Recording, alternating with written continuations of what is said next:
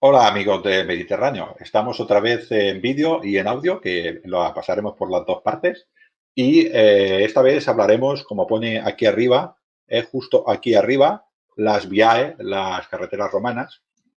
Y para esta ocasión vendrá conmigo un compañero mío de la Legio Seconda Traiana Fortis, del grupo de recreación romana Barquino Oriens, que yo lo he conocido, lo vi representando y explicando todo esto de la agrimensura en la Barquino Colonia, y lo he visto también en Baetulo, también lo he visto allí presentándolo, ¿no? Y bueno, es una persona que entiende bastante, a mí me sorprendió, fue una de las primeras cosas que vi en el grupo de Barquino y fue una de las cosas que me hizo enamorarme de este mundo de la recreación, ¿no?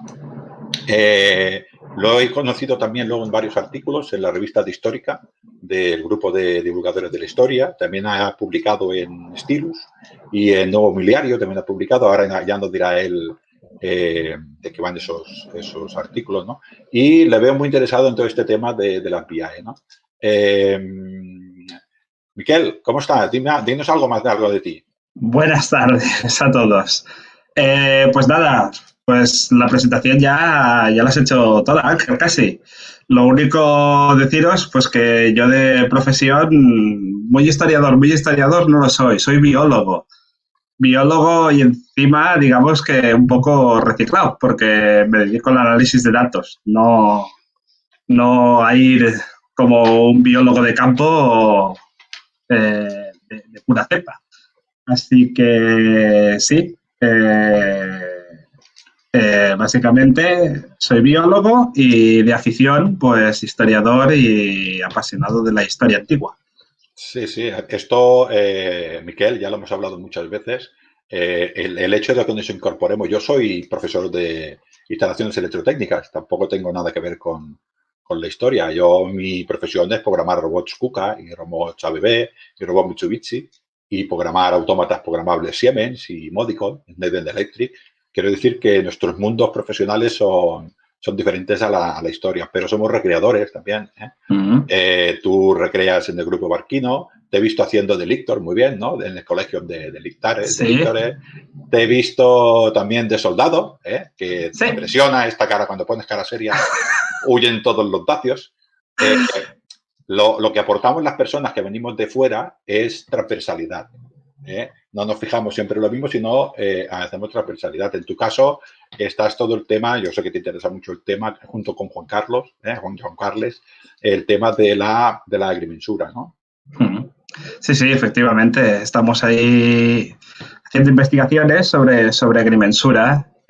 Joan Carles en ese aspecto, digamos que es más senior que yo. Él es arquitecto, con lo cual domina bastante más de agrimensura que un pobre biólogo que se inicia en el tema, pero sí, sí, estamos ahí investigando en diversos aspectos de la ingeniería romana.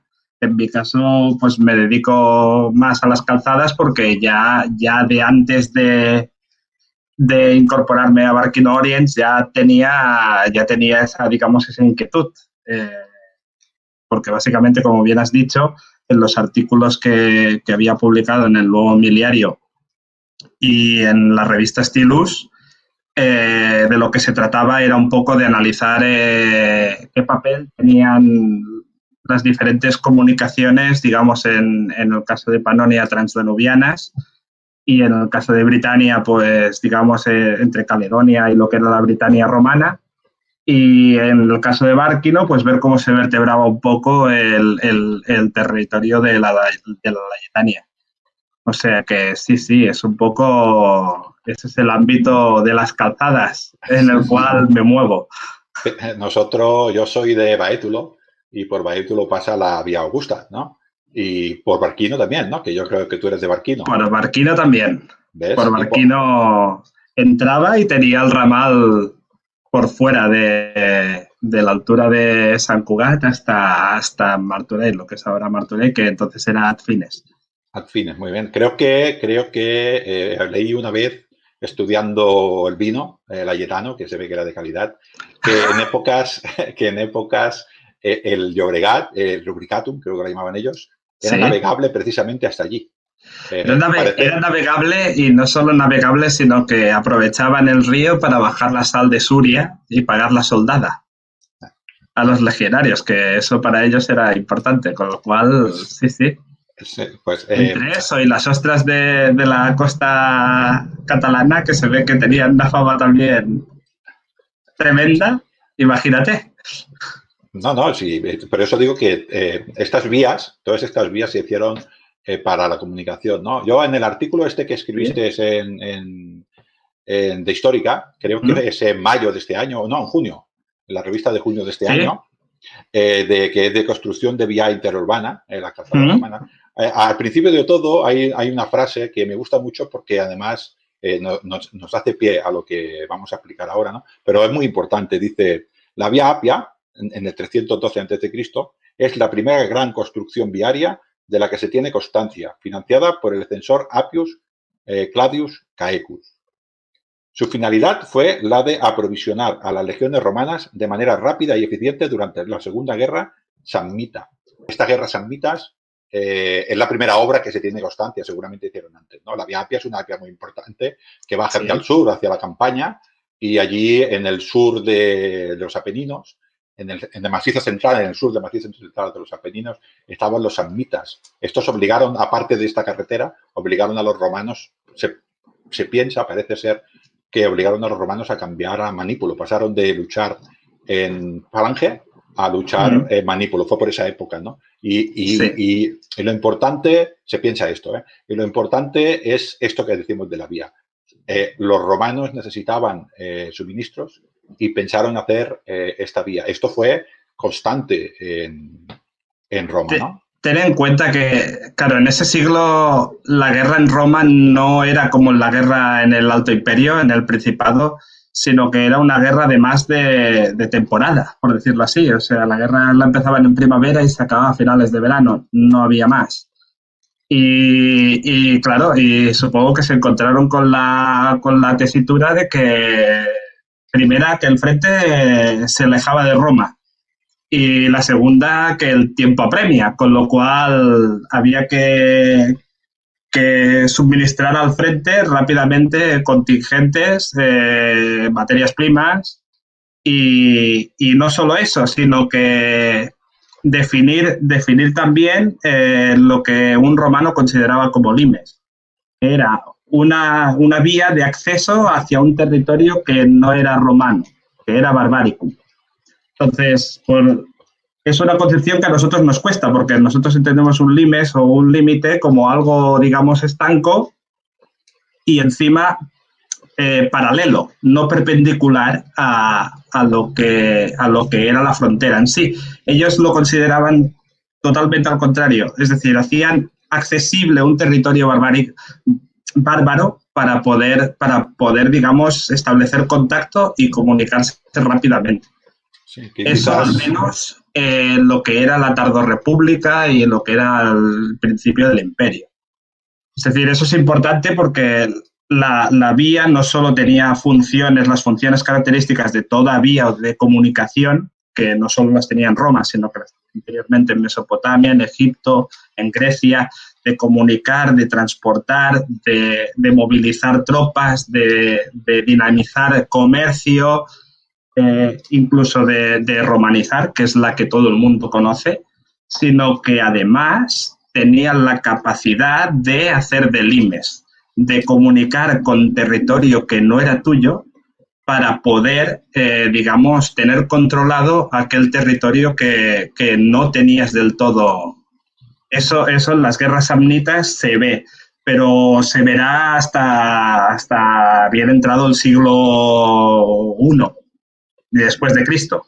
Es decir... Sí, este concepto del limes es... Nosotros el concepto que quizás tenemos más metido nuestro ya es el limes del Alto Imperio, ya con... Vamos a irnos ya a Adriano si quieres, que es un poquito... El limes, bueno, exacto, el limes que...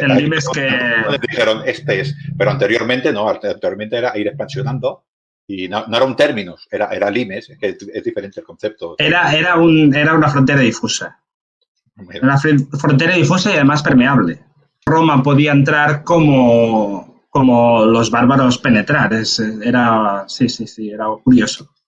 Claro, es que estas tropas de fronteras que tenemos ahora marcando el límite, estas tropas se crearon en el Alto Imperio, ¿no? Con todo el limes de, bueno, el Danubio, Renano, el muro de Adriano, el muro es para poner un límite, ¿no? Anteriormente no existía ese concepto. Lo que decías tú, no teníamos tropas en la frontera, las tropas se formaban, la guerra, otra vez cada uno a su campo, y entonces el concepto de las cosas es totalmente diferente y a veces tenemos que verlo así. Es una puntualización que me ha gustado mucho que hayas hecho porque la gente tiene que entender la vida. Roma en el siglo IV no veía las cosas como en el siglo II después de Cristo, ¿no? No. Quizás el único diferente del siglo II, vamos a hablar bien de nuestro señor Trajano, que pensaba que los ríos siempre estaban hablaremos bien de él. Sí. No, los ríos estaban para cruzarse para Trajano, pero creo que los anteriores, ya los Flavios y los de posteriores, los severos, bueno, y los mismos antoninos, estos marcaron el límite en los ríos importantes y ya no se pasó. Eso sí que era un límite prácticamente como el que entendemos nosotros, ¿no? Y entonces las vías, lo que dices tú, ya pasaban paralelas a estos límites, ¿no? Pero en la época de la República era tal. Además, lo importante de esto del ejército es que el ejército va avanzando y va haciendo la carretera también. Todo es lo mismo. Sí, básicamente porque la calzada en sí ya es un instrumento, es decir, en sí es un instrumento para que el ejército se expanda. Es decir, para que Roma se expanda necesita que su ejército cada vez llegue más lejos y más rápido.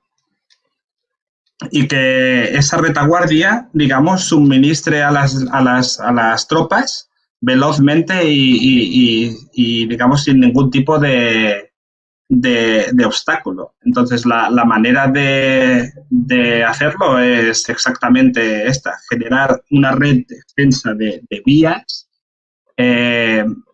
organizada, evidentemente, jerarquizada, evidentemente, y que son los primeros interesados en ello es el propio ejército. Al menos eso ya, digamos, entrada época augustea hacia adelante. Sobre todo Augusto tiene un, digamos, un papel importante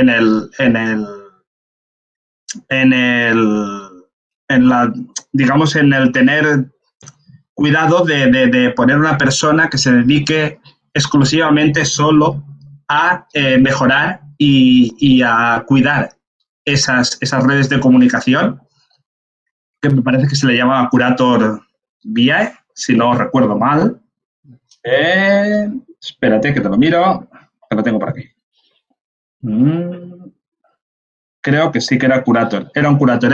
Era un cargo creado por Augusto precisamente y exclusivamente para eso, para tener cuidado de las vías, que estuvieran en perfecto estado para movilizar las tropas, que era al final lo que interesaba.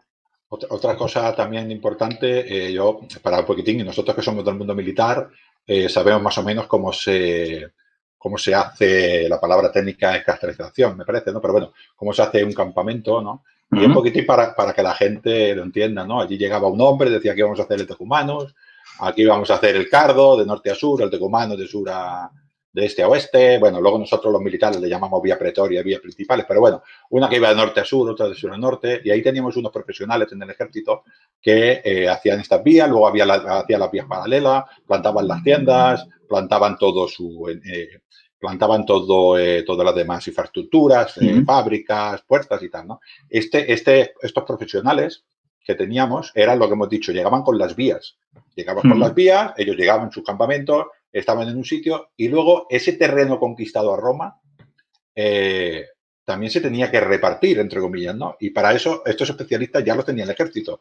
Esto se llama centurización, creo, ¿no? Sí, la centuriación del territorio a partir en este caso, un castro romano, de un castrum, es un proceso básico. Para entenderlo bien, el mejor territorio, yo creo que el mejor territorio para entenderlo bien es Britania. Britania, como sabéis, es una fuente inagotable de asentamientos temporales romanos. Creo que es la provincia con más fuertes romanos de todo el imperio. Hicieron un montón de campañas, todas ellas más o menos temporales, porque evidentemente el tiempo por aquellas latitudes no es demasiado bueno, y el terreno tampoco, porque es lodoso. Con lo cual, las temporadas de campaña militar de los diferentes gobernadores de Britania se basaban en columnas de legionarios hacia el norte, hacia Caledonia, y en esas columnas eran como etapas de un camino de peregrinación. Era ir hacia el norte, ir construyendo vía y al final del día construir el castrum para asentar toda la legión. O sea, enviaban una avanzadilla que supongo o que creemos que era una unidad especializada en ingeniería. Evidentemente deberían tener su agrimensor o su equipo de agrimensores con sus legionarios para, digamos, abrir camino, generar una vía más o menos estable para que el gordo, después de toda la legión, pudiera llegar y que pudieran hacer el campamento militar, en este caso estacional, porque por las inclemencias de Britania. Pero en ese aspecto es importante, porque luego cuando vas avanzando hacia el norte o cuando vas expandiendo tu frente, si consolidas tu retaguardia, esos castros se convierten luego, digamos, muchas veces en ciudades que hoy en día pues aún existen, como Aslight, Londinium, como Londres, como York, Boracum, como Chester. Hay un montón de ciudades, no solo en Britania, sino en muchos sitios que surgieron de un campamento romano. Y como bien dices, todas tienen el mismo organigrama de cuadrícula. Todos los romanos en ese aspecto eran muy cuadrados. Sí. Eran muy cuadraditos. Eran amantes del triángulo rectángulo y de hacerlo rectángulo en sí. Hacer una proyección ortogonal es relativamente fácil y supongo que también el aire sur-norte y bueno, y también el mundo religioso tenía que ver con eso de los auspicios y el templum bueno, ya lo sabes, ¿no? Pero bueno, era todo bastante.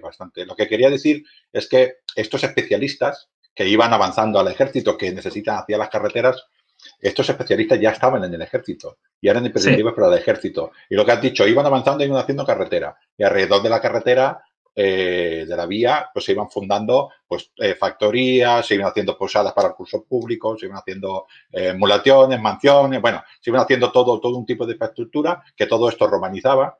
Y luego estos soldados, yo estoy seguro que son los mismos, quizá al principio de la República no tanto, pero durante el Imperio seguro que sí, estos mismos que pertenecían al ejército distribuían las tierras entre los diferentes, por ejemplo, entre los mismos soldados cuando se licenciaban, y estas tierras luego, en unas unidades determinadas, eran las que iban pagando impuestos. Quiero decir que todo esto también partía del ejército y la vía era una cosa importante para comunicar todo esto. Sí, era básicamente, era como un núcleo. El núcleo principal era el castrum y a partir de ahí, pues todo nacía. Las vilas suntuosas del sur de Britania, por ejemplo, son parte de la organización, digamos, del territorio, de la centuriación, a partir de un campamento romano.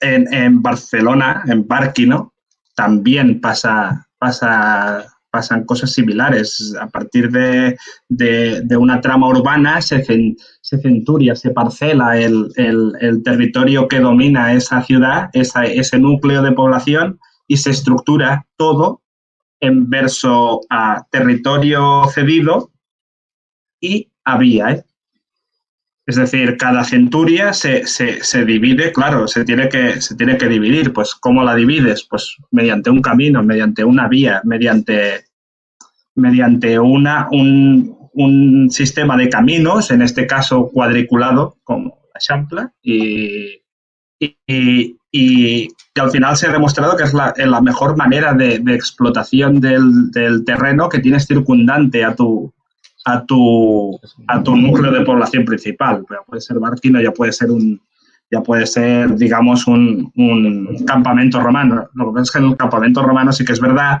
que luego surgían, digamos, hay más variedad después de núcleos que hay alrededor. Se vinculan los vicus, se vincula toda una serie de profesiones relacionadas con la legión, herreros,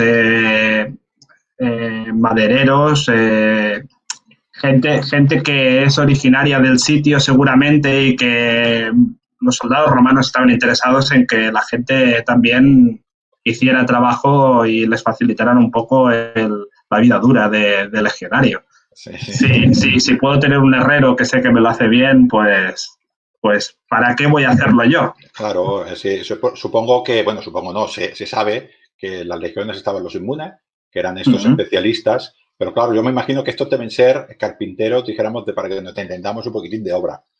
Para hacer una silla con un dibujo bonito para el tribuno, pues seguramente haría falta un obrero especializado. Y estos obreros aparecían en los campamentos que se formaban, en las cabañas, en las canabaes, sí. justo al lado. Estas canabaes, llegaba gente más importante que decía, yo con estos mugrosos no quiero vivir, me voy a vivir un poquitín más lejos, lo digo así para que la gente me entienda, ¿no? Quiero ir más lejos y voy a hacer una ciudad un poquitín más bonita. Que de ahí han salido muchísimas ciudades, ¿no? Y luego, pues aquí el ejemplo, para que la gente sea consciente, aquí el ejemplo más importante que tenemos en la península es León. La ciudad de León es de la Castralegio, de la séptima Gémina, que estaba allí para vigilar la ruta de la plata y sobre todo las médulas, que estaban en Ponferrada, que había mucho oro. El oro siempre es importante. Esto sí. Y estaba distribuida por toda, ¿no? Pues para llegar hasta allí había que hacer una vía, ¿no? Y luego estas vías se encargaban de repartir riqueza y de comercio. La vía Flaminia, por ejemplo, la vía Apia, perdón, la vía Flaminia va hacia el norte. La vía Apia va hacia el sur y luego esta vía se fue hacia la ciudad hacia la Campania, fue hacia el sur de Italia y luego fueron saliendo otras vías. Estas vías, casi todas las vías, creo que el término es evergetismo, ¿no? Es un cónsul, seguramente para ser recordado, pagaba esta vía de su dinero, de su bolsillo directamente, y esta vía se iba construyendo en su nombre, ¿no? Y supongo también, no iba a decir nada malo, pero supongo que todo esto habría ya una subcontrata de una subcontrata, ¿no? Y una corrupción de una corrupción, ¿no? Esto, ¿no? Sí. Roma yo creo que es la primera en todo.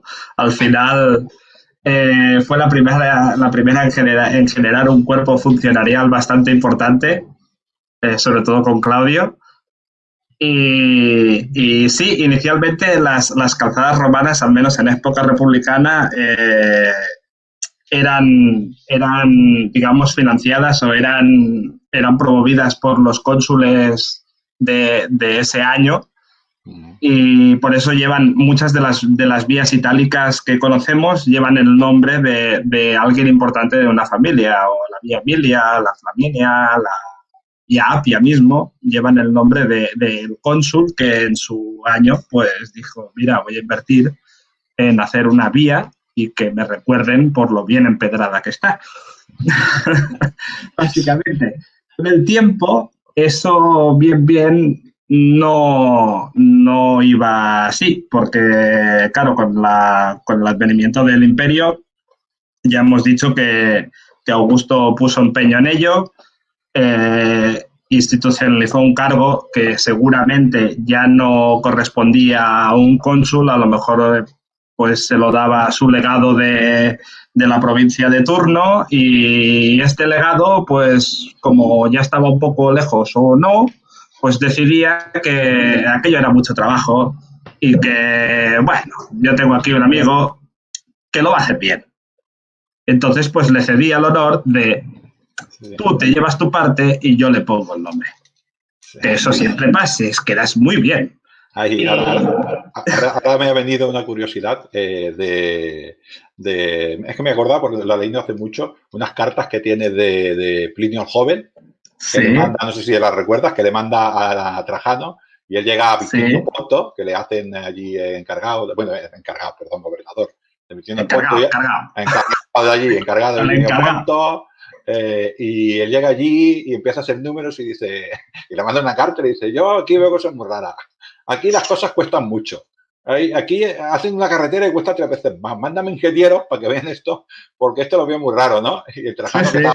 el Trajano estaba preparando, parece ser, en aquella época, la guerra de las Partias, y dijo, a mí ingenieros no me sobran. Búscate algún ingeniero, pero que te están engañando seguro, ¿no? Estamos hablando de Bitinia Ponto, que es una provincia que estaba, la parte de Turquía que baña el Mar Negro, dijéramos, ¿no? Allí Sí. ya bastante arriba. Pues esto era normal, quiero decir que la obra, la construcción está pública, como no quiero decir empresas, pero grandes empresas, no quiero decir porque es igual me denuncian, ¿no? Empresas grandes que se dedicaban un poquitín a hacer la contrata de las subcontratas, sobre todo materiales, porque la mano de Sí, obra, sí. que no tanto, la mano de obra en algunos casos yo creo que los que cargaban pura y duramente eran esclavos, pero los técnicos en el Limes, en las fronteras, eran soldados. Había de todo un poco. Los técnicos en general, es decir, cuando ya saltábamos digamos, el cargo político, el politiqueo puro de yo te doy la vía, tú me das el no sé qué y yo te la genero, a partir de cuando empiezas ya a tocar terreno, la cosa cambia y sí que es verdad que en zonas, digamos, militarizadas, pues la primera unidad de la Legión, donde en principio suponemos que estaban digamos, los cargos más digamos, en este caso, más técnicos, sí que tenían un papel importante porque eran realmente que quien trazaba, quien diseñaba esa vía, quien ponía los pies en el terreno y decía, pues va por aquí o lo hacemos por allí. Luego, con la mano de obra, evidentemente, en cualquier provincia que estuviera pacificada y tuviera una legión y fuera imperial y tuviera carga legionaria, esos legionarios debían estar. El primero, bueno, Augusto, la primera lección que aprendió es que él podía tener 30 legiones o 23 legiones, no sé cuántas, yo creo que eran 23 o cosas así, un número similar a la veintena de legiones. Sí, bueno, tenía 30, pero se quedó con 27 el pobre. Sí, claro, el pobre las perdió por el camino porque tuvo que diezmar unas cuantas. Pero sí que es verdad que lo primero que aprendió es que en tiempo de paz debía tener ocupados a sus legionarios porque mientras estaban ocupados no estaban pensando en otra cosa. Sí, no, además era mano de obra relativamente barata porque les tenía que pagar igual. Con lo cual, Sí, el sueldo ya lo tenía pagado, claro. Estaban adiestrados, eran como, digamos, como una colonia de hormigas. Sí. Todas sabían dónde debían estar, cómo lo debían hacer, a cuánto lo debían hacer. Esto que has dicho, lo vuelvo a recordar, lo hemos comentado un poquitín, que la gente sea consciente de que cuando se movía una legión, los 5.300, 5.400, depende. Sí. Bueno, las tropas auxiliares igual eran 10.000, ¿no? Pero bueno, cuando se movía una legión, toda la legión se movía con todo lo que le hacía falta, ¿no? Y parte de la cosa que tenía era el bagaje. El bagaje no puede pasar por según qué sitios. Así que la legión, tal como iba pasando, iba haciendo el camino, no una vía, pero sí camino, para que esos carros pudieran llegar a donde se iba a hacer el campamento provisional. Y luego, cuando se llegaba al campamento provisional, estos especialistas que perfectamente, seguramente iban con el prefecto Castorum, con un cargo muy importante de la legión, y un montón de agrimensores, mensuradores, un montón de oficios más, estos montaban, ya cuando llegaban, ya estaba todo marcado en el campamento y estaban preparados para montar un campamento que lo montaban. Bueno, hay autores como Polibio y como Tito Livio que dicen que lo hacen en poco menos de 3 horas. Bueno, son horas solares, es verdad que no son horas las nuestras, son horas solares. Nosotros que nos hemos puesto la chapa, sí. No lo haríamos en 3 horas. No, ni en 3 días. Ni que nos dieran 3 semanas, creo yo. Pero ellos lo hacían en 3 días, o sea que deberían estar, lo hacían en 3 horas, con lo cual deberían estar muy bien organizados y no tenían luz como lo tenemos nosotros, o sea que cuando desaparecía el sol, aquello debía estar totalmente montado. Claro. Pues estos especialistas, lo que te decía, estos especialistas que estaban en lo que has dicho tú, en las provincias imperiales, que eran casualmente las que tenían legiones, es un poco Sí, casualmente. extraño, Sí. es casual esto. Las senatoriales no tenían legiones ninguna, ¿qué cosas que le No. vamos a hacer? Bueno, mira, oye, ya sabes que quien reparte se lleva la mejor parte. Es Así verdad que que. Y repartió Augusto, pues ya ves. repartió un gusto, pues me llevé a Egipto y además las imperiales. Ahí Claro. está, ¿no? Y entonces, estos eran los que construían, ¿no? Y entonces ellos, supongo que, bueno, si podemos entrar un poquitín, ¿cómo más o menos hacía? Yo me imagino que el primer paso, como siempre, era enviar a gente que fuera mirando por donde tenía que pasar la vía, gente que sabía por donde no tenía que pasar, sobre todo, más que por dónde pasar, por dónde no pasar, porque la gente tiene que ser consciente que en España, por ejemplo, la 340 la vía Augusta prácticamente, la 340, que es la que viene por aquí por la carretera, y otro montón de carreteras que son. Coinciden un tanto por ciento elevado a la propia vía Augusta. Pues esto lo primero que harían sería, supongo, con mirar, ¿no? Explorar el terreno y luego pues ahí tendrían que ir desbrozando, tendrían que ir. Antes de entrar en ese tema, Sí, que sí. entraremos en breve, déjame aclarar también, Ángel, que la gente no se piense que solo hacían vías romanas el ejército. Había vías romanas que sí, el ejército tenía un papel importante, pero si allí había una ciudad que pasaba por allí la vía, el ejército no dudaba un momento en decir, tengo una vía para hacer, tráigame aquí gente que sepa, gente picapedreros, carpinteros, herreros, gente útil que pudiera, digamos, acelerar el proceso de hacer la vía en sí. Y tampoco dudaban en coger esclavos. No vamos a ser ingenuos ahora y decir que el ejército, digamos, lo hacía él todo y como eran los hombres ociosos, en época de paz, pues ellos se ponían y picaban todo. Seguramente mucho del trabajo, digamos, durito, lo hacían diversos estratos de la sociedad romana, muchos de ellos esclavos, pobrecitos. Sí, sí, no, y hombres libres obligados por el Gladius. Y hombres libres que seguramente pues tenían ese tratado de amistad con Roma y la ciudad pues cuando venía la guerra, igual que cedía tropas auxiliares, cedía hombres para la construcción edilicia del anfiteatro o del teatro romano o del circo o de unas termas o de la vía romana. Eso vaya por delante. Eso vaya por delante. En cuanto a cómo se hacía el proceso constructivo de una vía romana, después de todo el politiqueo y después de haber, digamos, licitado la obra y haberse quedado uno tanto y el otro tan igual y hazme la vía y haber enviado allí a los ingenieros, pues, y tener claro el trazado de la vía, por supuesto. Básicamente era un proceso, digamos, bastante pautado. Sí que es verdad que debemos tener en cuenta una premisa. Una vía interurbana, como de las que vamos a hablar ahora, tenía bastante en cuenta las condiciones generales del terreno. Es decir, a veces tenemos la sensación de que Roma es cuadriculada, porque todo está muy estipulado y todo está muy pautado. Y eso es una falsa sensación que tenemos. Si la vía no necesita de alguna parte y eso, digamos que acelera el proceso y economiza el proceso, lo hace más barato, no hay ningún ingeniero romano que te hubiera dicho no lo hagas, hazlo y ya. Es decir, eso incluye traída de piedras, incluye materiales varios necesarios para hacer, por ejemplo, la traza, el foso.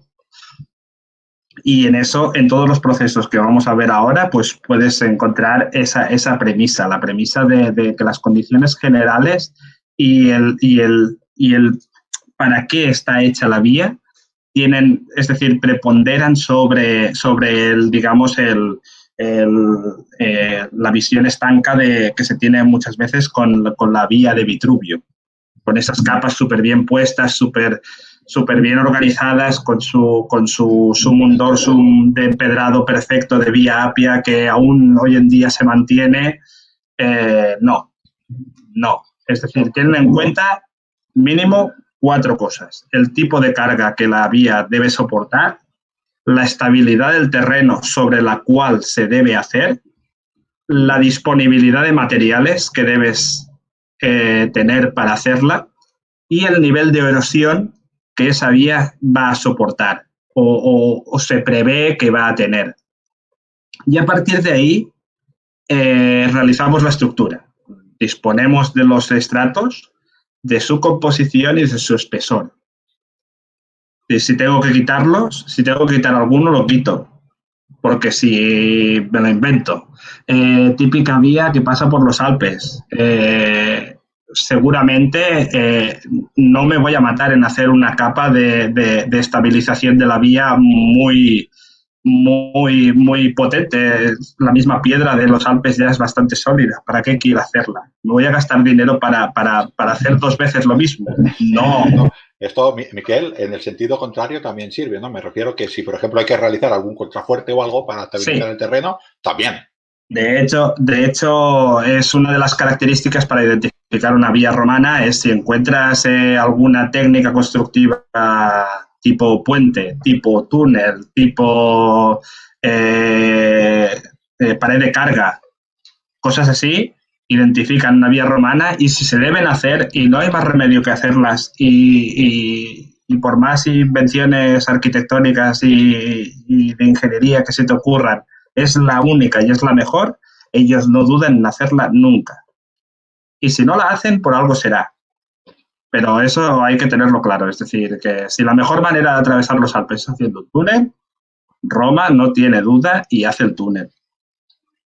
Claro, porque además yo me imagino, como he dicho, tiene que ir el ejército, tiene que llegarle estas provisiones, tanto al ejército como al comercio, tienen que tener una cierta inclinación y tienes que tener una fiabilidad de que esta vía te va a funcionar, porque imagínate que tú mandas a tus hombres en campaña y esa vía se obstruye por el motivo que sea, que es un desastre. Sí. Y tanto, sí. Es para ello seguramente, por eso la red viaria romana es tan extensa, seguramente había más de un camino para hacer un mismo trayecto, no, sobre todo aprovechando, digamos, la sabiduría anterior, porque tampoco eran tontos. Si voy a Britania y no sé qué me voy a encontrar y por aquí pasa todo el mundo, pues, coño, seguramente no estén equivocados. Por ahí es el mejor sitio por donde pasar. No me voy a inventar un sitio nuevo por donde pasar, sino que lo voy a mejorar y ya está. Sí. Esto que dices es yo cuando hice bueno, estuve estudiando para mi libro, la vía Flaminia, por ejemplo, me acuerdo, sale de Roma y cuando llega a una localidad que existe, que se llama Narnia, existe, sí, se llama Narnia, ahí se divide en dos, precisamente supongo que es por lo que dices tú. Se divide en dos, una va, dijéramos, sube los Apeninos hasta una ciudad que se llama Polentio y bajaba luego hasta el Adriático y la otra rodeaba el macizo de los Apeninos por unos valles y luego se encontraban allí. Era la misma vía, pasaba por 2 sitios, un camino, pero la misma vía Flaminia, y luego el otro, el que pasaba a la montaña era más corto y el otro era más largo, pero claro, el de la montaña... Seguramente en invierno el de la montaña pues tendría sus dificultades y el del valle no. De todas maneras, en eso que dices, para identificar una vía romana también es importante saber el desnivel que tiene esa vía. Los romanos no construían por encima de un 3 a un 5% de desnivel. Básicamente porque, claro, sabían lo que llevaban y, digamos, el transporte que tenían. Burros de carga por encima de un 5%, la cosa se ralentiza mucho y no vamos bien. Digamos que vamos para abajo. Claro, es tiro animal. Es tiro animal. Claro, no tengo un motor que bajo en tercera. Es un animal. El animal, si se cansa, hay que parar. Y si se cansa, pues yo quiero avanzar un cierto número de kilómetros, millas en su época. en su época, ¿no? Y claro, es muy importante. Todo esto hay que tenerlo en cuenta, ¿no? Lo que decías también antes que has dicho, el rodamiento, la carga aquí, es que casi, cuando has explicado estos 4 puntos, es que es prácticamente lo que se tiene en cuenta de una carretera moderna. Sí, no, yo creo que hoy en día los ingenieros tienen en cuenta lo mismo que tenían los ingenieros de entonces. Es que nosotros, pues, utilizando algunas de las mismas técnicas que utilizaban ellos, lo único que nos diferencia es que lo hacemos con una tecnología, digamos, superior. Es una tecnología digital, ellos lo hacían analógico. Se equivocaban, tenían un bias que ahora a lo mejor es de 0,001 milímetros y ellos se equivocaban en 1 centímetro o en 15 centímetros. Pues, señor, yo lo hacía con una cuerda y con un medidor de ángulos y me equivocaba 15 centímetros en según qué cosas. Nosotros nos equivocamos menos precisamente porque hemos mejorado la tecnología, no porque hagamos, es decir, no porque utilicemos sistemas tecnológicos, digamos, diferentes. Triangulamos igual que ellos lo hacían. Creo recordar que vi la noticia que a través de Google Maps se encontraron tramos que estaban desconectados, ¿no? Que con el Google Maps se han podido poner de la vía Apia, esta vía que hemos pillado, y había una longitud de unos 70 kilómetros totalmente en línea recta, que había, no sé si era 2 o 3 centímetros solo, en 70 kilómetros. O sea, que estos también acertaban bastante, ¿eh? Sí, no se desviaban mucho de su objetivo final. Y ya digamos, para hacer un poco para hacer un poco de empaque, decirte que eso es importante. Una vía romana se identifica precisamente por estos puntos.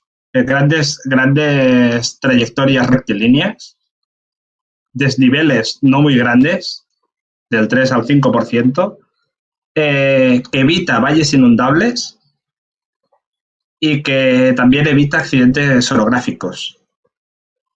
El cómo los evita también identifica una vía romana, que es lo que hemos dicho antes, pues mediante paredes de carga, mediante túneles, mediante puentes. Todo eso ayuda a identificar una vía romana. Y digamos que toda esa tecnología hace la vía romana tan eficiente, cosa que antes no se había conseguido. Hombre, es que el concepto que, bueno, ahora si acaso volvemos atrás un poco porque nos hemos saltado, el concepto de hacer una capa para sentar, otra capa intermedia y una capa de rodamiento, entre comillas, hombre, pues ahora a nosotros nos parece muy normal, pero no sería tanto. No, claro, evidentemente, si algo en Roma, digamos que Roma se caracteriza es por mejorar al máximo las técnicas que ya existían anteriormente. Roma no solo ha pasado la historia por ser una gran copiadora de los griegos, como cuando llegaron a Corinto se la cargaron toda, pero se llevaron todas las copias para poder hacer, es decir, se llevaron todos los originales para poder hacer sus copias, sino que sí, eran grandes copiadores, eran los chinos del siglo XX. Lo copian todo, pero lo copiaban bien, pero lo copiaban muy bien y encima mejoraban muy bien el concepto que copiaban. En este aspecto, si en algo destacan, digamos, el avance en que Roma destaca y aporta su grano de arena a la vía, es en jerarquizar bien las capas, en saber cuándo las tiene que quitar, cuándo las tiene que poner, cuándo tiene que engrosar una capa, cuándo debe mentar entera de piedra una vía, cuándo se lo puede ahorrar. En todo eso es muy buena Roma. Entonces, la estructura básica de una vía interurbana básicamente son 3 capas. 3 capas. La de cimentación, es decir, la basal, la que asienta la vía sobre el estrato original de la tierra. La de transición, que acomoda la primera capa con la última que vendrá. Y la de rodamiento. La de rodamiento, que es la que básicamente soporta toda la fuerza de la tracción motora o del viandante, en este caso. Entonces, sobre todo estas tres capas, yo creo que es la aportación de Roma. La sofisticación de estas tres capas es la gran aportación de Roma. Esta base es lo que hace que dura, ¿no? También las construían la parte central más alta, ¿no? Para todo el tema del agua. Sí. Normalmente lo hacían como hacemos hoy en día las calles y las autopistas o las carreteras normales. Algunas, porque otras tienen charco. Las hacían con esta inclinación un poco abombada hacia los extremos porque ya sabían que cuando llovía, evidentemente, había que tener un buen drenaje y no solo bastaba en tener digamos, diferentes materiales, las diferentes capas que fueran drenando el agua y que fueran absorbiendo el agua, sino que había que facilitar que ese efecto erosivo del agua no se cargara una vía que llevaba días y meses de construcción. Esto, para que vea la gente a la obsesión que llegaban, con lo que dices tú, de normalización, que sí que es verdad que se adaptaban, pero normalizaban. Creo que fue, no me quiero equivocar, pero creo que fue Adriano, probablemente antes también. Empezó ya a regular los carros, dependiendo del tiro, la cantidad de carga que podían tener cada uno de estos carros, y según qué animal, y qué anchura, y qué batalla, qué distancia entre ruedas, precisamente para poder que estas vías fueran eficientes, ¿no? Porque claro, es importante este tema. Ahora no me acuerdo exactamente, pero hay toda una tabla probablemente son de antes. Yo recuerdo que Adriano las reguló bastante bien. De hecho, no solo Adriano, sino que ya en la ley de las 12 tablas ya existe un apartado específico para saber, digamos, hasta el ancho que una vía militar debía tener. Era un carro para cada lado. Más o menos, sí. ¿Sí? Más o menos, ¿no? Sí, más o menos. Ahora me pillas si te digo, pero creo que está entre 2,4 a 4,9 metros, más o menos. Que es la vía clásica. Incluso prevé que en las curvas el ancho debe ser diferente porque, claro, el carro no pasa igual. Con lo cual, o sea, imagínate hasta qué punto se lo tenían mirado ya en principios de la República ya se recoge cómo debe ser una vía.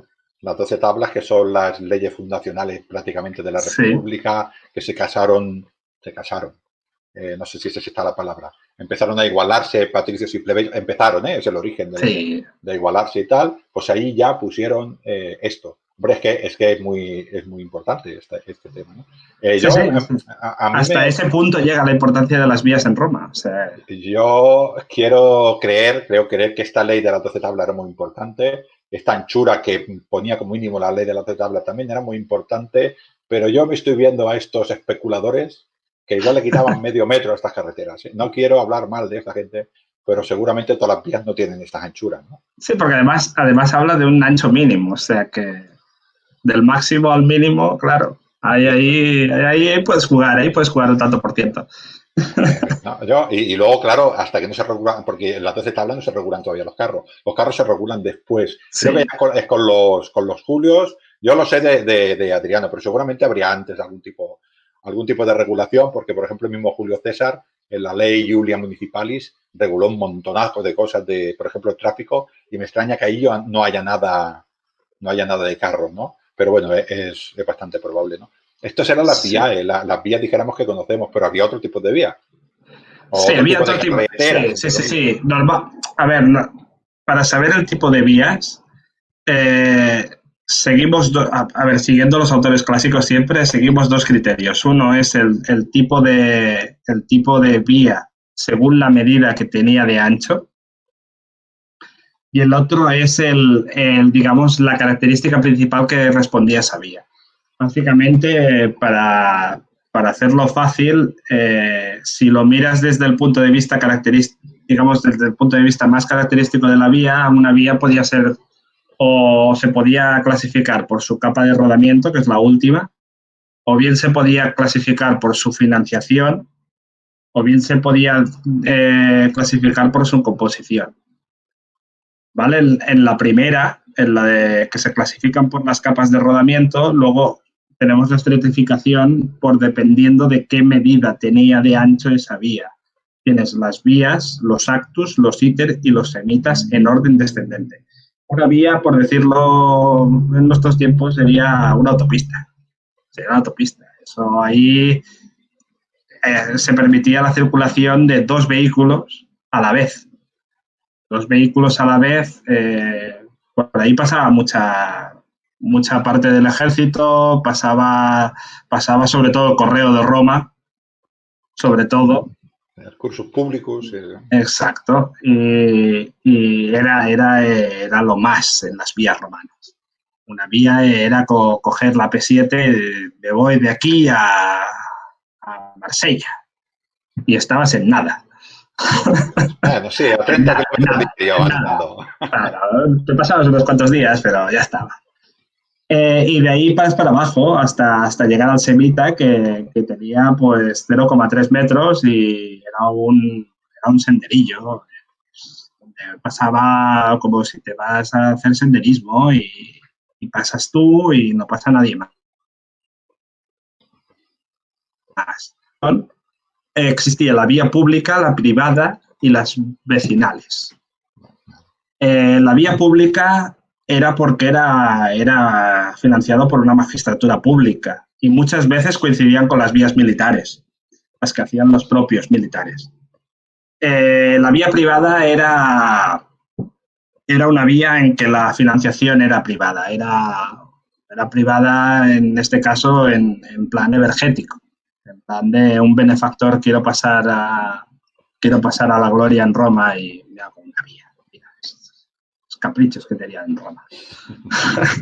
Eso te levantas un día y dices, ¿qué puedo hacer hoy? Pues voy a hacer una vía. Era comprar votos, era comprar magistratura, sí, era claro. comprar el hecho de poder corromper, quiero decir, ganar dinero. Es eso es lo que dices, me levanto un día y digo, ¿cómo hoy puedo comprar votos? Pues a lo mejor si les hago una vía me caen 50 votos más. Pues voy a hacer la vía. Y así alegro a los ciudadanos de mi ciudad, pues un poquito, solo un poquito.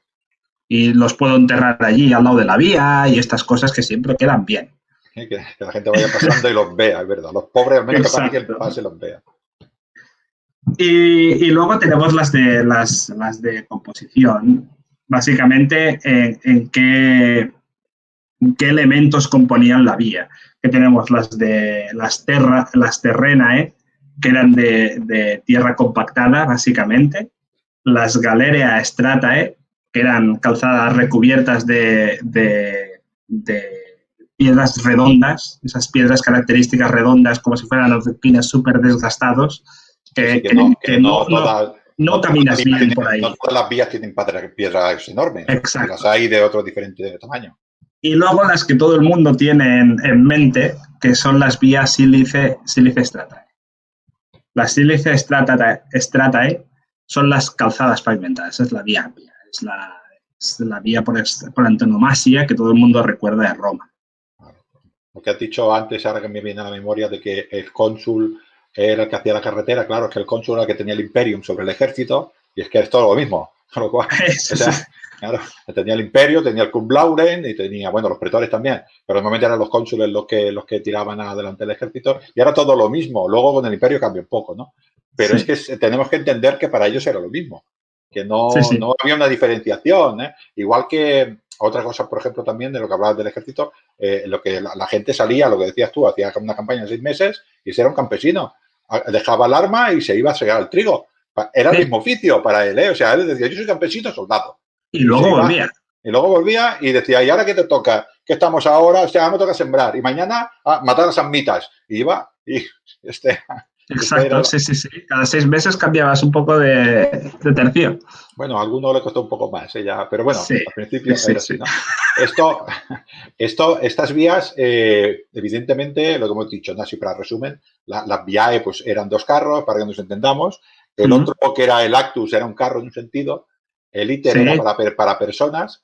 Y el iter era un senderillo, lo que has dicho tú. Y el semita era para hacer senderismo. Bueno, esto, yo otras ciudades no lo sé. Nosotros estamos muy condicionados, ya en un programa que tengo del Lignum en Roma, de podcast, ya hablo de que estamos muy condicionados por Pompeya y nos pensamos que todas las calles de Roma, por ejemplo, pero hablando dentro ya de las ciudades, eran iguales que las de Pompeya. Y eso no es cierto. Pompeya es una ciudad bastante nueva, romanizada de una manera bastante nueva, que la hizo Sila. Y es Fue la que bastante lujosa. Y es bastante lujosa. Y Roma es una Sí. ciudad antigua que se fue haciendo sobre lo que había. Y vías de 2 carriles dentro de Roma habría muy pocas. Vías de 2 carriles dentro de Roma, había las principales vías que salían hacia el resto de la península itálica, básicamente. Y punto.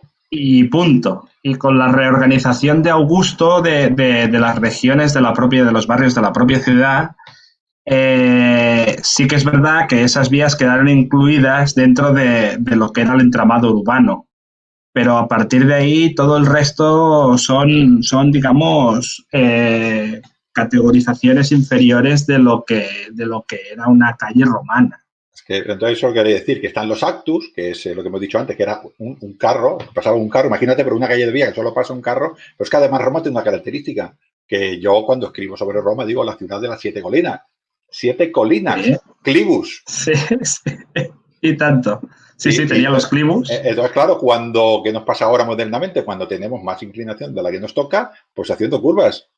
Esto era Roma. No siguiendo, era como cualquier carretera de Barcelona mismo. Quien vive en Barcelona sabe que para subir al Turó del Carmel, pues tienes la carreterita del Carmelo y sube siguiendo la pendiente de la montaña. O el Tibidabo, cuando subes al pueblo español Montjuïc. Exacto. Y todas siguen lo mismo. ¿no? El plan Cerdá, que es allí todo recto, ¿no? Pues todo Roma probablemente era así, tenías las zonas bien, pero la inmensa mayoría de Roma, como una ciudad antigua, las calles, me quiero referir, que las calles al interior de Roma no eran exactamente así. En ciudades, como has dicho tú, Barquino, que eran todas ortogonales o casi todo ortogonal, ahí pues ya se planificaba todo. Y tú cuando tenías, por ejemplo, el Cardo, probablemente el Cardo tenía esa misma forma así. No sé si sería una vía, probablemente no creo que pasaran 2 carros, pero ya tenía por ejemplo, su alcantarillado debajo para evacuar aguas, pero esto se pudo hacer en Roma. Yo creo que habría calles que no se podía, porque es que además la especulación inmobiliaria debe ser tan exagerada que se aprovechaba cualquier metro cuadrado. O sea, hombre, igual que construyes una vía, medio metro para aquí, medio metro para allá, pues te haces una ínsula medio metro para aquí, medio metro para allá. Y nadie lo va a notar. Que luego sale el vecino del quinto y toca con la mano al vecino del quinto del piso de al lado, pues es que se me ha ido la mano, ya está. Y abajo, y por ahí había, pues eso, podía pasar una persona, igual no podían pasar ni carros. Hay que ver este caos dentro de esta ciudad. Luego hay otras ciudades como Lipum Magna, seguramente como Mérida Augusta, como César Augusta, que son ciudades ex novo, ciudades que se han creado nuevas, que estas ya son todas...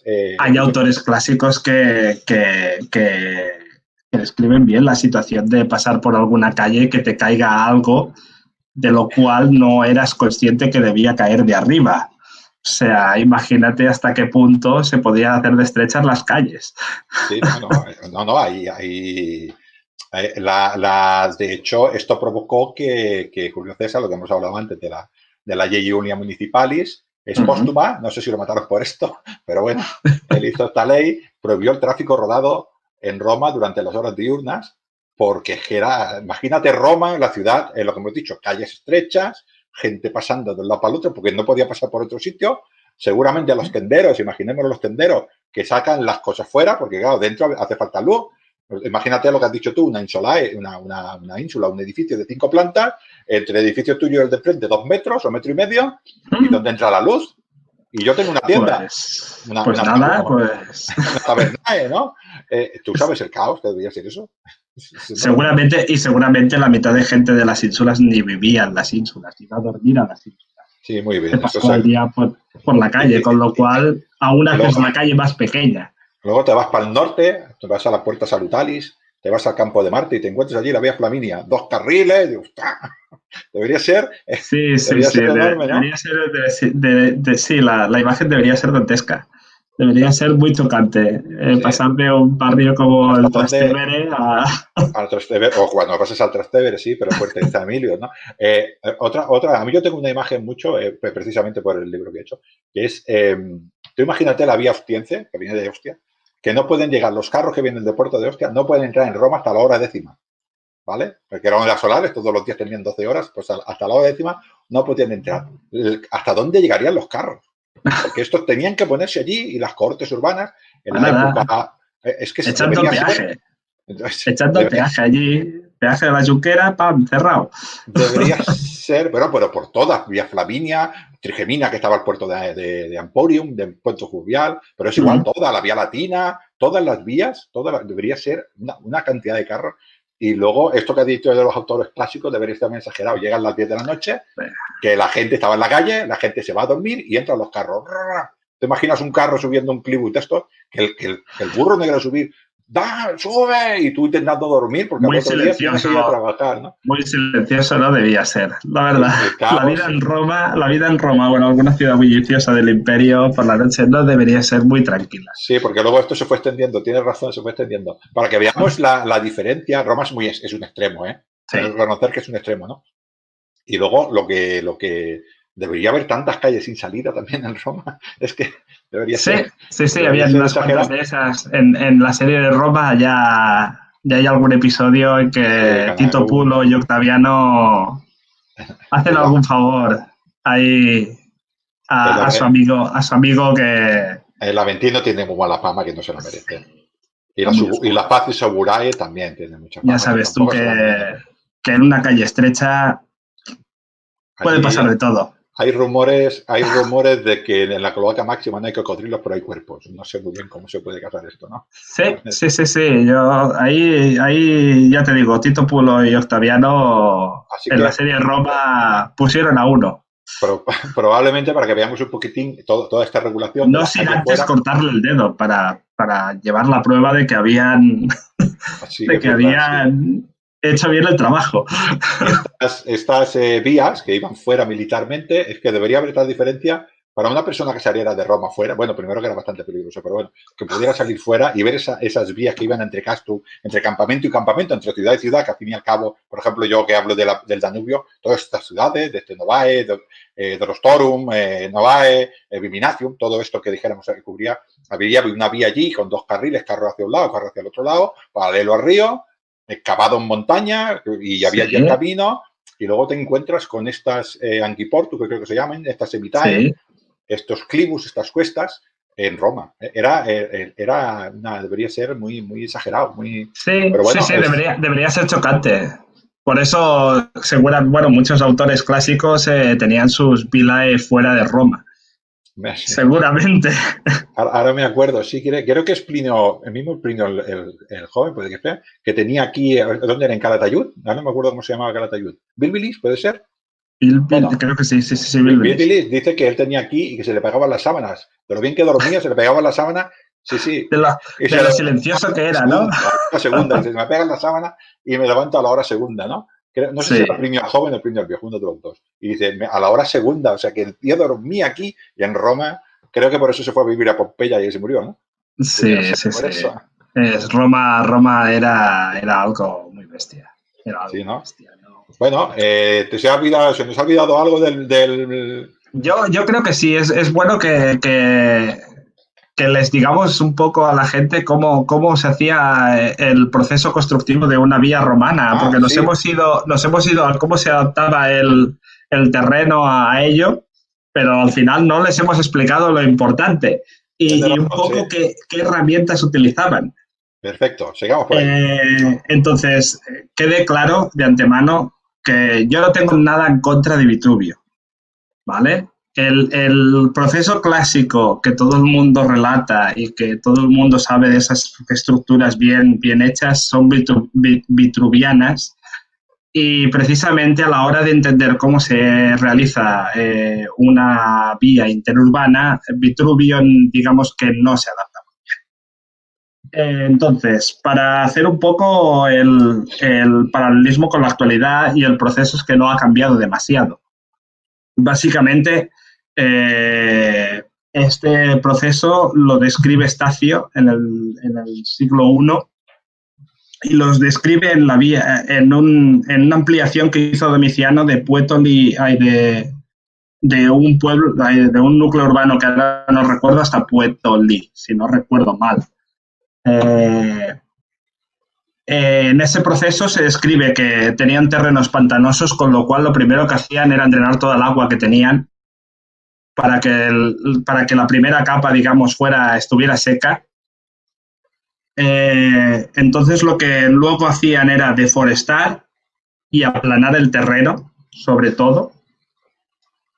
Se realizaban las rasas o los sulky, que le llamaban, para definir los limes de la vía, y a partir de ahí se llenaba con las diferentes estructuras que hemos comentado antes, con las diferentes capas, con las 3 diferentes capas si eran necesarias, si no se ahorraban capas, la fosa que habían generado.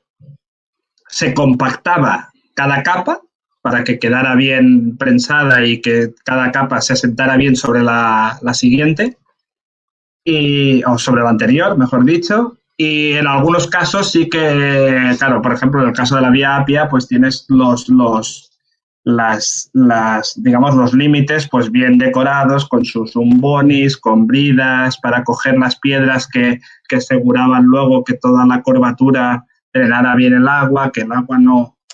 ¿Sabes? Aquello típico que pasa que cuando tienes digamos, la inclinación de la vía, cuando hay un proceso torrencial, cae el agua de tal manera que si no tienes una delimitación en lo que son los límites de la vía, el terreno de al lado se desgasta de tal manera que acaba socavando, digamos, las capas interiores de la misma estructura. La propia lluvia socava la estructura y te aparece un agujero y dices, ¿qué hago con este agujero? Sí, pues sí, precisamente para eso se hacían estas cosas así a grosso modo. Herramientas que utilizaban, Ángel. Las herramientas, básicamente, todo el mundo tiene la idea de que la groma era súper importante. No, pero para hacer una carretera creo que una groma es... Exacto. No, porque es para hacer una groma ortogonales y esto es más bien longitudinal. Hombre, no es demasiado... Digamos, primera, que no es demasiado portable. No es un instrumento que sea demasiado portable. Sí que deberían haber gromas portátiles para hacerlo, pero tampoco es muy útil para hacer trazadas. Entonces, básicamente hay dos cosas que eran básicas. La dioptra y las nivelas, que se le llaman. Las nivelas, que eran básicamente unos listones de madera, unos palos de madera, por los cuales iban digamos, uniendo la trazada. Entonces, con ello hacían las triangulaciones pertinentes y sacaban la trazada, las pendientes. Y a partir de ahí, pues teníamos, digamos, las herramientas más mecánicas, como la dolabra para deforestar o todo tipo de herramientas para poder cavar en la tierra, la picota, herramientas que hoy en día tenemos, por ejemplo, la hoz también la hacían servir para poder deforestar todo el terreno que tenían. También podían utilizar una herramienta que se llama corobate para poder definir trazadas rectas largas. El corobate es un elemento bastante útil. Poco portable también, porque depende, si tenemos que hacer caso de Vitruvio, nos sale un corobate que, claro, no lo ponemos ni en el parking de casa. Es bastante bestia el corobate que Vitruvio nos define. Pero básicamente... Que definirá alguno en concreto, pero eso, al fin y al cabo, el tamaño, ¿no? Esto es el nivel, ¿no? El corobate. Sí, el corobate lo que te da es, digamos, te permite hacer una línea recta a larga distancia. No sé si eran 70 metros o algo así. En territorios como la Galia, en que tienes planicies grandes, el corobate, y además es un territorio romanizado y digamos que no hay frente militar posible cerca, el corobate seguramente en más de una ocasión se utilizaba para definir grandes líneas rectas, seguro. Pero sí, es una herramienta que se tiene, que se puede utilizar en caso de necesidad. Una cosa que es súper importante, y con esto creo que acabo el tema de las herramientas, es un aparato que se llama el odómetro. El odómetro es un invento egipcio, si no recuerdo mal.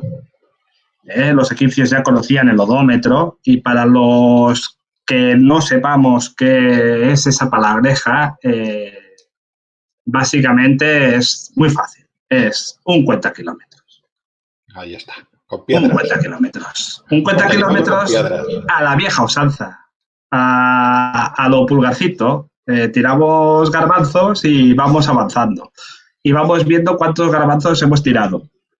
El mecanismo es básicamente con un depósito de piedras en las cuales se transforma una rueda superior en una rueda inferior, con lo cual el movimiento del mismo carro va soltando piedras. Y al cabo de tantas piedras tú sabes que tienes una milla. Con lo cual defines, una vez acabada la estructura de la vía, defines cuánto de largo es la vía. Y plantas el típico mojón o miliario. Que por cierto, este mojón mide 2 metros, ¿no? Que el mojón depende de la importancia, digamos, de la importancia que se diera al benefactor, pues tenía allí la distancia, cuánto quedaba hacia cerca el núcleo anterior y el núcleo posterior de la vía, si lo había hecho Caracalla, lo había hecho Tiberio, lo había hecho el hijo del vecino, y lo bueno que era ese hijo del vecino, porque además se ponían hasta, esto lo hizo Caracalla, ahora que recuerdo uno, esto lo hizo Caracalla en su 33 consulado, por ejemplo, o en el 20 no sé cuántos, bueno, 20 no, pero en el tercero, ¿vale? O sea que además se ponían allí todo el título entero. Claro, que siempre va bien recordarte cada milla romana que tú allí estás, pues no se te olvida quién manda. Eso, muy bien. Me ha hecho mucha gracia porque has dicho quién ha hecho la vía, ¿no? ¿Quién la ha hecho? ¿Quién la ha mandado a construir? ¿Quién la ha mandado a hacer? Vale. ¿Quién la ha mandado a hacer? Luego, no, seguramente ni ha puesto el dinero, casi. Todo esto, además es importante, esto que ponga la distancia. Había una columna, ahora no me acuerdo, que estaba en Roma, que era un poquitín como la... No me acuerdo el nombre. La tengo aquí. El kilómetro cero. Creo que es el Umbilicus Urbis. Muy bien, que es es el punto áureo, el kilómetro cero, es la Puerta del Sol. Muy bien. Era muy importante, quien había hecho la carretera pues no tanto, pero cuando iba una persona, lo que dices tú, del cursos públicos, cuando era un funcionario, dijéramos, que llevaba una misiva, o un funcionario imperial que iba en alguna misión con salvoconducto imperial o lo que sea, había por las carreteras, había unos tipos de posadas, unas mansiones, ¿sí? Y había unas estaciones de intercambio, unas mulaciones, donde se cambiaban caballos y tal, ¿no? Bueno, estas estaciones dependían de la ciudad que estaba allí cerca. Entonces, para el soldado era muy importante saber, para el soldado o para el funcionario, le era muy importante saber quién le iba a pagar la estancia, porque no se la pagaba él, se la pagaba el pueblo de al lado. Hombre, parece una tontería, pero ojo. Recordemos que en Roma, evidentemente, el ejército se movía, pero el ejército no pagaba ni un duro. Si tú movilizabas tus tropas hacia la Dacia, la Dacia corría con los gastos de manutención del ejército y toda la corte imperial se iba al emperador. Hombre, ahí está. Hombre, claro, a gastos pagados. Creo que todavía claro, pues si estoy en casa, ¿no? Claro que sí, salgo de Roma y me voy ¿a dónde? A la Dacia. Pues eso es casa mía, pa. Pues sí. Esto es cierto que hubo quejas de algunos pueblos, dije, por aquí pasan mucho. Sí, algunos sí, oye, te estás pasando, no me lleves 20 legiones, tráeme solo Imagínate la visión, Miquel, de una ciudad medianita que no sabe si va a triunfar o no va a triunfar, que le pasa una vía de esta en la que sea, por ejemplo, ahora me voy a inventar un sitio, por ejemplo, Macedonia o la Tracia, que le pasa la vía Militaris, sí. Y allí, pues, un pueblo pequeño, nada, 2.000 personas, y pasa una vía, le colocan allí una mansión y 2 mulaciones, y otra mansión y 2 mulaciones, y por allí van pasando gente del ejército, y aquel se planta en aquella mansión y dice, dame de comer, y le tienen que soy del ejército, ¿no? Dame de comer que soy del ejército. O del ejército, o soy lo que sea, ¿no? Cualquier funcionario de segundo, tercer, cuarto nivel, ¿no? Y aquel pueblo, claro, cuando viera la vía diría, qué oportunidades tengo, ahora podrá venir más carros, vendrá más gente, pero claro, si en vez de tanta gente, si en vez de tantos carros te vienen muchos funcionarios. Solo te vienen funcionarios, es la ruina. Es la ruina, sí que es verdad, sí. Y además Sí, no había sí. alternativa porque pasaba el ejército, además te decía, ¿cuántos hombres tiene? Hombre, que estamos ahora en época de cosecha, cosecha, nada, aquí a trabajar. Sí, sí, pasaban y trabajabas entonces para el ejército, porque evidentemente si tenías que alimentarlos cada día, eso era Sí, impepinable. luego se intentó arreglar un poquitín con los prados, que el ejército tenía unos prados para sembrarse el mismo y tal, pero bueno, esto es otra historia, ¿no? Creo Sí, que sí. hemos, aparte de despistarnos alguna vez, Miguel, Eso nos viene de hemos, serie. sí, la verdad es que sí, ¿no? Hemos tocado más o menos los puntos que había. Mm. Todo se puede extender más, pero es lo que tienen estos formatos, ¿no? Hablar de las vías romanas, de un imperio que duró, si no vamos al imperio romano de Oriente, estamos hablando del siglo XV y empezó en Sí, teoría al siglo VIII antes de Cristo, pues estamos hablando de 22 siglos y claro, en una hora y media, una no da, hora no da. y no da, una hora y cuarto que llevamos más o menos, no da para tanto, ¿no? Pero bueno, más o menos creo que queda claro esto, ¿no? Que el ejército era el que avanzaba las vías, luego ya el terreno romanizado, pues ya todo esto se diversificaba un poco más, en los límites seguramente siempre era el ejército con los trabajadores Sí. locales y los diferentes tipos de vías, que estos se adaptaban bastante, como es lógico, porque en el Danubio, por ejemplo, ahora que me acuerdo, creo que lo has comentado, en las puertas de hierro, allí picaban en la pared.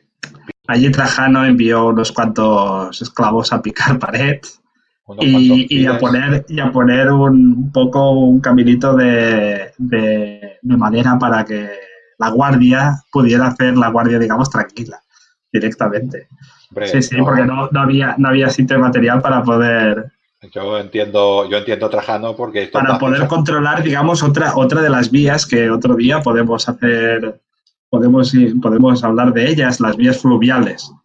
hostia, sí, sí, Básicamente, sí, sí. El ese Danubio, Iron Gate o esa puerta de hierro no solo controlaba, sí, sí. digamos, el otro lado del territorio más allá del Danubio, sino que vigilaba que el transporte fluvial entre los diferentes puntos del Danubio Claro. fuera Eso, estable y fuera, digamos, lo que, seguro. sí, sí, pues me gusta el reto este. Hay que tener en cuenta que las vías fluviales eran las autopistas realmente, ¿no? Las vías romanas eran importantes, pero pasa como ahora.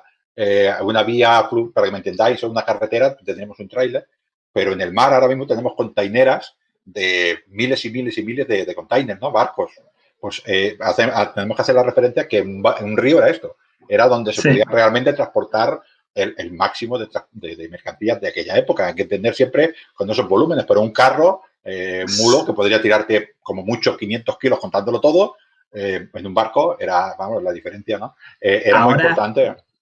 ahora nos vamos a tirar un poco piedras sobre nuestro terreno y decir que el transporte terrestre en el cual se basaban las vías romanas era lento e inseguro. Había mucho ladrón por ahí suelto y era Bueno, lento e inseguro. Pero el transporte marítimo y el fluvial era económico y rápido. O sí, sea claro. que a pesar de que los romanos hicieron entre 90.000 y 120.000 kilómetros de redes públicas, de redes viarias, no debemos perder eso de vista, que el transporte fluvial y marítimo era la base de una comunicación rápida y veloz, al menos entre lo que podía unir un río, que era importante. Sí, En este sí. caso, porque eran los límites del imperio, los En grandes el, ríos de en el Europa, mi- de Centro sí, sí, Europa, hombre, es que el Danubio es un río muy grande y tiene zona de y un el kilómetro y Rin, medio de ancho, ¿eh? Y el sí, Rin no sí, es y el ancho, Rin. pero es importante. En el Danubio tenía Roma dos flotas, la Panonia, En la el Flavia Danubio, sí, Panonia, más al norte, más arriba, perdón, la, y la Flavia Moésica. Pero sí, en el Rin también tenía una, creo que estaba por Castrapretera, por ahí al lado. sí, También sí, había sí, tenía la otra, clasis, claro, la Classic, ¿no? Renana. sí. Quiero decir que poca broma, ¿eh? O sea, que eran muy importantes los ríos. Una de las cosas, bueno, ya, no, porque si no nos liamos. Pero me No, gusta esto. y cada vez adquirirían más importancia porque evidentemente ya hemos dicho que el concepto del IMES con el avance del imperio iba a cambiar, se volvería más paralelo en vez de más perpendicular como eran sus inicios y ese transporte, digamos, entre fuertes, entre Castra, situados en los límites del imperio, se establecían básicamente Sí, por vías fluviales. sí. O sea, Sí que es verdad. Los grandes transportes eran así. Ahora sí que es verdad, supongo que que todo el mundo es consciente que, por ejemplo, si entre Baétulo o entre Barquino y Tarraco estaba Vía Augusta, el comercio era muchísimo más fácil, aunque sea a pequeña escala, que el comercio entre dos ciudades que no tuvieran ninguna, que eran Sí. sendas. Entonces, esto es evidente, pero claro, los grandes transportes pasa como ahora, van por mar. No Y, vamos a quitarle la ilusión a la gente. Esa imagen del ejército pasando por una vía Augusta con todas sus caligas yo, repicoteando en esa calzada pavimentada perfectamente. le voy a Y quitar la dejemos que ilusión. la gente se quede con esa imagen. Le voy a quitar la ilusión a la gente cuando pasaron por aquí las tropas de verdad, que eran los Escipiones y compañía, y Pompeyos y Sempronio y toda esta gente, la Vía Augusta no estaba hecha todavía. Se hizo más No, eso tarde. es verdad. Tenía otro nombre. El pobre, la pobre, sí, aún no. Así que, bueno, pues bueno, ya que me ha dicho, ya que me ha retado este hombre sobre los vías, sobre los ríos y toda la comunicación que evite esto, es importante porque lo que comentaba antes también, por ejemplo, de Rubricatum. A los ríos eran muchísimo más caudalosos que ahora, esto es importante Sí, también. Con lo cual, el comercio, el Betis, el río Guadalquivir, ¿no? Era la Bética, definía toda una provincia y era la más rica de Hispania. de Con lo España, cual, sí. los ríos eran muy importantes. Pues bueno, ya seguiremos con Miquel, que veo que se ha mojado y él mismo se ha pillado los dedos. Yo quería engañarlo, pero él se ha engañado, ¿no? Bueno, Mierda, me has pillado. se te he pillado. Y Bueno, ese tema no lo tengo yo muy fresco, pero podemos bueno, hablar de los ríos en cuanto. nos lo ponemos a mirar, que lo que se trata de tener lo que hemos tenido una conversación, hemos tenido un tema para hablar, pero al final hemos tenido una conversación y nos hemos ido de un sitio para el otro, ¿no? Como siempre acabo mis vídeos, siempre digo hasta otro audio, amigos del Mediterráneo. Adiós.